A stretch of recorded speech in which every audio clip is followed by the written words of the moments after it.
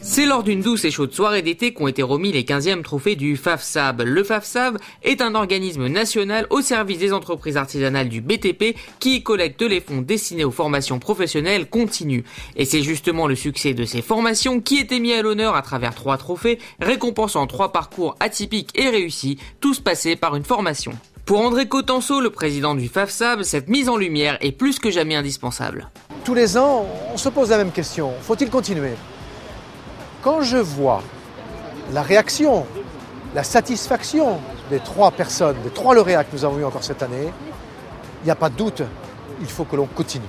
C'est une référence pour tous ces lauréats et tous ceux qui nous regardent dans le BTP pour montrer que dans notre système de formation continue, il y a aussi de temps en temps besoin de faire la fête et de reconnaître tous ces parcours qui demandent, et je le précise, des efforts pour les uns et pour les autres, mais qui au bout du compte nous amènent de la satisfaction et du bonheur. C'est en effet 3 professionnels heureux qui étaient mis à l'honneur autour de 3 thèmes d'actualité dépassant même les problématiques du BTP. Tout d'abord l'emploi des femmes avec les trophées Elles aussi, remis à Eugénie Laurier, 20 ans, et peintre en décor en Ile-de-France. Après un CAP de peinture, Eugénie a suivi une spécialisation dans la peinture décorative, ce qui fait d'elle une professionnelle heureuse et épanouie. Un exemple à suivre pour la féminisation du BTP. Pour une femme qui aimerait rentrer dans ce genre de métier, faut s'accrocher. Faut rien lâcher. Le respect, on l'obtient par le travail. Il faut pas se laisser marcher sur les pieds dès le départ. Et après, voilà, quoi. Après, il suffit juste de bosser, de maintenir tout ça. Et après, c'est bon. Pour Eugénie, ce trophée donne des ailes et confirme ses ambitions. Mon avenir, je le vois par une association en fait avec mon patron. J'aimerais qu'on devienne associés, que moi je m'occupe de la branche décor.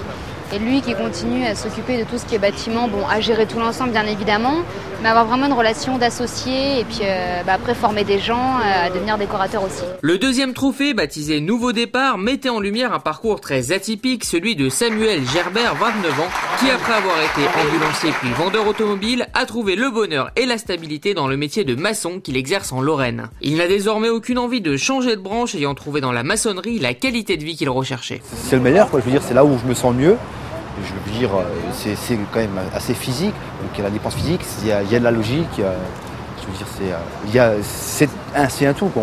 On va dire qu'on vit mieux. Je pensais pas du tout me retrouver un jour sur une péniche avec un trophée en changeant de métier, quoi.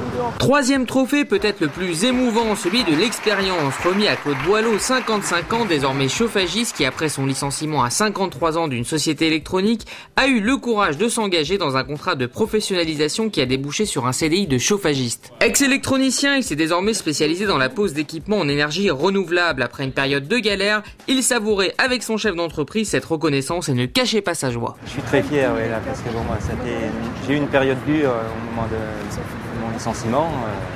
Je ne pensais pas du tout me reconvertir dans un métier totalement différent.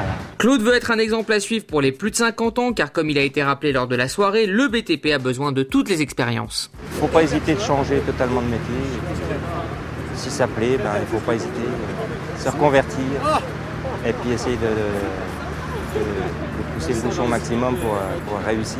Il faut avoir beaucoup d'énergie. Au-delà de faire le point sur l'état du marché de l'artisanat du BTP et de ses ressources humaines, ces 15e trophées du FAFSAB mettaient aussi à l'honneur les chefs d'entreprise des lauréats qui ont osé miser avec succès sur des profils différents. À l'image de Nicolas Sablier qui a fait confiance à Eugénie et qui se félicite de la tenue de cette manifestation. Je crois que c'est important d'abord pour les gens qui reçoivent les trophées parce que c'est une reconnaissance, une vraie récompense d'un travail fait et effectivement c'est sûrement important pour l'image parce que ça permet de montrer aux autres ce que sont réellement nos métiers, qui sont les gens qui travaillent dans nos métiers, dans leur diversité, avec leurs caractéristiques, leurs profils propres. Donc je pense que c'est une très bonne chose. Au-delà de l'aspect honorifique, les 3 lauréats s'envoleront pour une semaine de vacances en Tunisie offerte par Pro BTP. Une soirée réussie donc qui prouve également l'importance de la formation continue dans les carrières BTP d'aujourd'hui. De toute façon, aujourd'hui, dans le BTP, si on ne se forme pas, on ne peut pas y être. La première, évidemment, formation de base, pour nous, c'est la formation initiale, certes, Mais ensuite, il est évident qu'il faut continuer à se former puisque les marchés bougent et les conditions dans lesquelles nous sommes aujourd'hui, notre secteur économique, font que de toute façon, nous sommes obligés de nous adapter à ces nouveaux marchés pour être toujours au top.